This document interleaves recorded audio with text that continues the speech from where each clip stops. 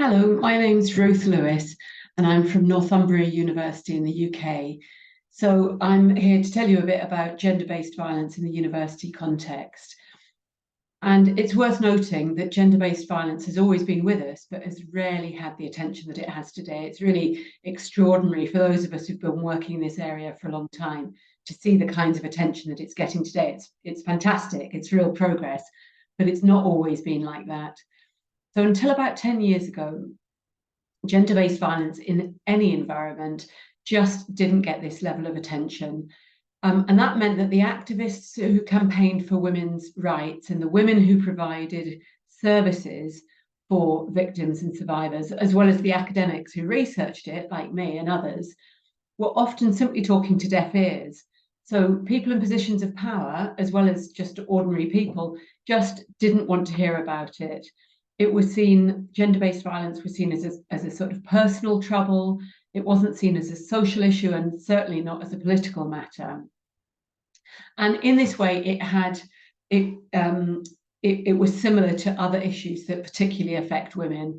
So the issues of low pay, poor representation in senior positions in politics, in the media, in business, in policing, in justice systems, issues regarding pregnancy, contraception, menopause, regarding mental health, unequal pay, all of these kinds of things that were signs of women's inequality just have been largely neglected. And so there's also a long history of neglect of gender-based violence in general. In the university context, gender-based violence started to get attention from the 1980s onwards in the US and Canada.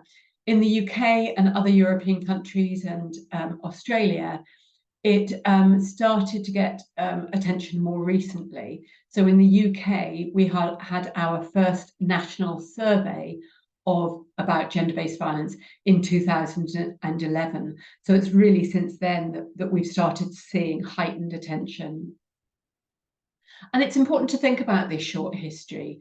So in comparison, for example, to domestic abuse, which started to receive attention from the late 60s onwards, attention towards gender-based violence in the university context is really relatively recent. And what might be the implications of this short history? Well, one thing it means is that there's comparatively little information and relatively few advances about what works best in preventing gender-based violence or in dealing with it when it does happen. So we've not had all that long to try out different ideas and different interventions, but we can learn from what they've been doing for a little bit longer in the US and Canada. We can learn about what works as well as what doesn't work. So what is gender-based violence? What do we mean by gender-based violence? Well, when I use this term, I'm talking about violence, abuse, harassment, online and offline, directed at somebody because of their gender or their perceived gender. The vast majority of this is perpetrated by men and boys against women and girls. In the university context, we do now have a lot of prevalence studies which show that about a quarter of women students experience sexual violence while they're students, and about 2/3 of women students experience sexual harassment of some kind. Now, there are different definitions of sexual harassment and sexual violence, but this is a very kind of broad overview of the prevalence rate. So you can see that it impacts the majority of women students. And there is now a lot of evidence from around the world that shows that women and men simply do not perpetrate violence and abuse at the same rates and in the same ways. So it is largely a men's game. And that doesn't mean that men aren't victims, of course. Men can be, and they are also victimized, usually by other men, although occasionally by women.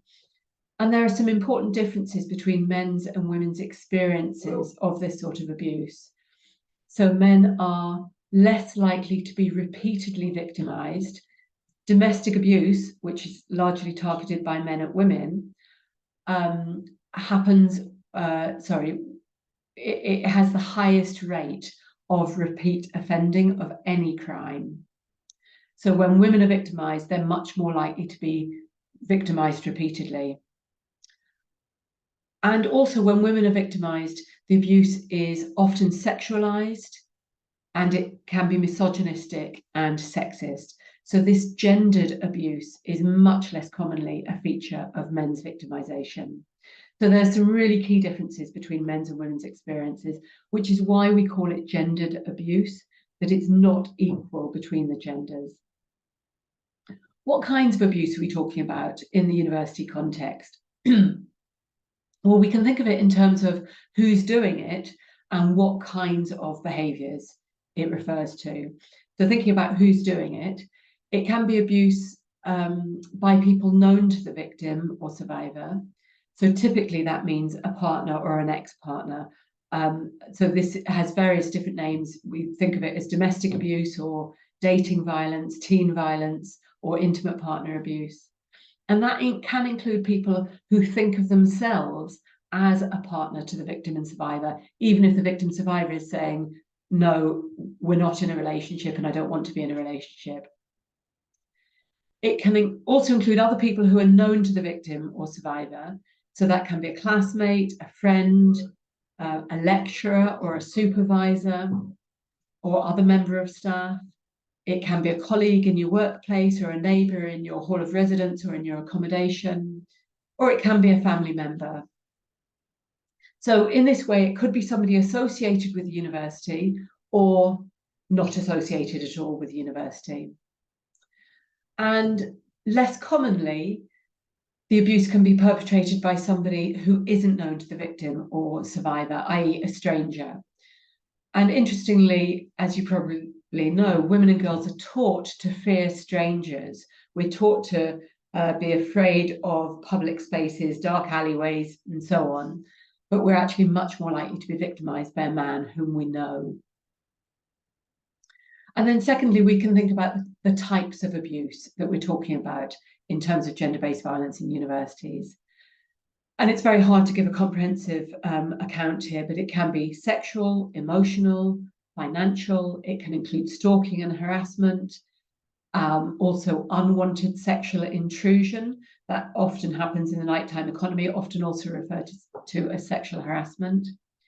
It can include promises or coercion of sex for grades.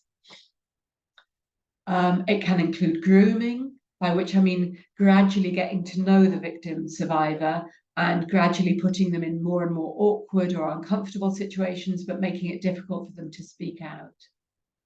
This kind of abuse, all of these different types of abuse can be online or offline. So online, it can include abusive messages through social media. It can include image-based abuse, such as unwanted sexual images, disseminating intimate images, deep fakes, which you probably know about, where a person's face is transposed onto an image of a woman's body, usually a body that is engaged in sexual acts. So it looks as if the woman whose face it is engaging in those sexual acts. And then that image might be disseminated on dedicated websites or to classmates, family members, you know, a whole range of people. Another feature of gender-based violence in university life is that the person, the victim survivor, might have experienced the abuse before they came to university, so perhaps in a family context, but it might be that when they come to university, it's the first time that they really feel safe to confront what they've experienced, and or they might be studying topics that make them reflect differently about their family life and their earlier experiences.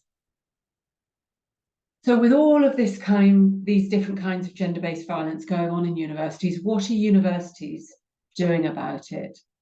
Well, as you'd expect, it varies a bit around the world, but generally universities don't have a good track record of dealing with it effectively. Too often, universities have been more worried about their own reputations than about the well-being and the safety of their students. But increasingly, universities are waking up to the fact that this happens in their student body, that their students are dealing with it, confronting it, and that universities have a responsibility both to protect victim survivors and to support them if they do experience violence and abuse. And also, universities have a responsibility to try to prevent it happening in the first place. And some universities are doing really well on that. They're doing things like appointing staff to lead the issue and to review how well the university deals with it, developing policies to deal with cases, and liaising with students to understand how best they can support student survivors. And the last group of people that I want to talk about is activists and researchers and what they've been doing, because they've really been at the forefront of this work against gender-based violence in universities. And by activists, I'm referring to people who might be students or staff or researchers, members of staff like myself who are researchers, who feel passionately about this topic and want to improve universities to make them environments that are really safe. There have been some really fantastic campaigns led by students. Just some examples would be the It Happens Here campaign in the UK. In the US, then there have been many different campaigns. Some of them have used public demonstrations, online campaigns. Some have used art and theatre performances. So you might have heard of a performance by an American student called Emma Sulkowicz, and her work was called Carry That Weight. And her performance was that she carried the mattress upon which she had been sexually abused in protest at the university's failing to hold the perpetrator to account and to protect her. So a really powerful way of demonstrating her anger at the university's failing. And the kinds of activism that these groups have been involved in have been trying to hold universities to account. And some have used legal challenges, some have done public demonstrations. Other campaigns have been to get universities to improve their policies and practices. Many campaigns have worked with outside organisations like in the UK, Rape Crisis, who are really the leading experts on sexual violence. There have been other campaigns, for example, in India, of initiatives to expose perpetrators, to name and shame them. And this has usually been done when there's very little trust in universities to hold perpetrators to account. And other initiatives have been, for example, things I've been involved in, have been training staff to deal with disclosures effectively. So we train staff to provide really compassionate and effective responses to victims and survivors when they do disclose abuse. So this has just been a short kind of overview of some of the things that we need to think about when we're thinking about gender-based violence in universities. I hope it's been useful and interesting for you. And I hope that it will inspire you to find out more and maybe to get involved in activism in your own environment. So thank you very much for listening, and good luck with your future work on this topic.